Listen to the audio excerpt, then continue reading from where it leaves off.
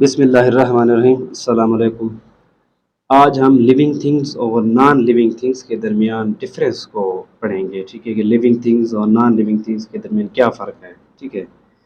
تو living things کی جو کیریکٹرسٹکس ہیں ان میں سب سے پہلی یہ ہے کہ دیز کین بریتھ، یہ سانس لے سکتے ہیں، ٹھیک ہے، یہ سانس لے سکتے ہیں۔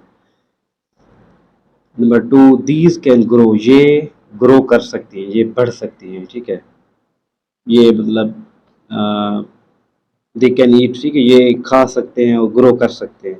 نمبر 3 ہے دیز کین موو، یہ حرکت کر سکتے ہیں، ایک جگہ سے دوسری جگہ یہ حرکت کر سکتے ہیں، موو کر سکتے ہیں، ٹھیک ہے۔ نمبر 4 ہے دیز کین ریپروڈیوس، ٹھیک ہے، یہ ریپروڈیوس کر سکتے ہیں، یعنی کہ اپنے جیسے جو بچے پیدا کر سکتے ہیں، جو آف سپرنگز ہیں یہ اپنے جیسے پیدا کر سکتے ہیں، ٹھیک ہے۔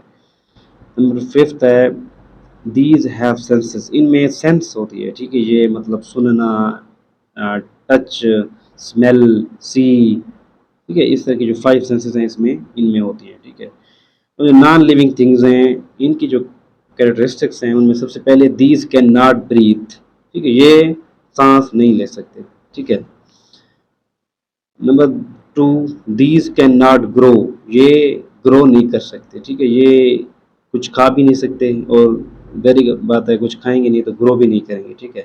Number 3 these can not move, یہ ایک جگہ سے دوسری جگہ حرکت نہیں کر سکتے، ٹھیک ہے، جیسے کہ لیونگ تھنگس کرتے ہیں۔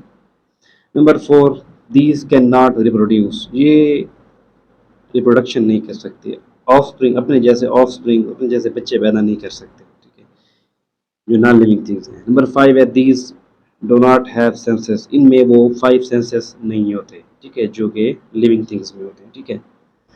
تو لیونگ تھنگس کی جو کریکٹرسٹکس ہیں، number 1 these can breathe, number 2 these can grow, number 3 these can move, number 4 these can reproduce, number 5 these have senses.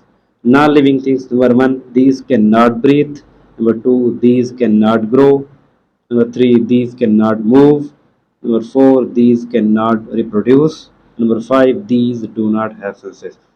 ان کو یاد رکھنے کا ایک طریقہ ہے، ٹھیک ہے، پہلے جو ہے نا بریتھ، سانس لینا، ٹھیک ہے۔ اب جو چیز سانس لے گی، ٹھیک ہے، جب پہلے چیز سانس لینا ہے، سانس جب لے گی تو پھر وہ گرو کرے گی، ٹھیک ہے، سانس کے بعد گرو کا وہ ہوتا ہے، ٹھیک ہے، سانس لے گی، جب سانس لے گی تو وہ گرو کرے گی، جب وہ گرو کرے گی تو وہ موو کرے گی، جب موو کرے گی تو ظاہر بات ہے وہ کل بڑے ہو کر پھر وہ ریپروڈیوس بھی کرے گی، ٹھیک ہے، ایڈلٹ ایج تک پہنچ کے۔ تو اس کو یاد رکھنے کا طریقہ اس طرح ہے، ٹھیک ہے، بریتھ، پہلے بریتھ، جب بریتھ کرے گی تو پھر گرو کرے گی، گرو کرے گی تو موو کرے گی، موو سے پھر ریپروڈیوس، اس طرح یہ ایک سٹیپ وائز اس طرح اس کو یاد کیا جا سکتا ہے۔